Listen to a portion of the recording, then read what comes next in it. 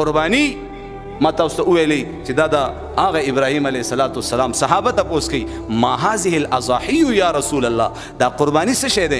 الله رسول ورته فرمایي سنت ابیکم ابراهیم علیه السلام، دا ستاسو د پلار د ابراهیم علیه السلام سنت طریقه ده. وایي دې کې به موږ له الله سره کې چې موږ قرباني وکړو نو الله رسول ورته فرمایي وایي د هر ویښته په بدله کې یوه نیکي.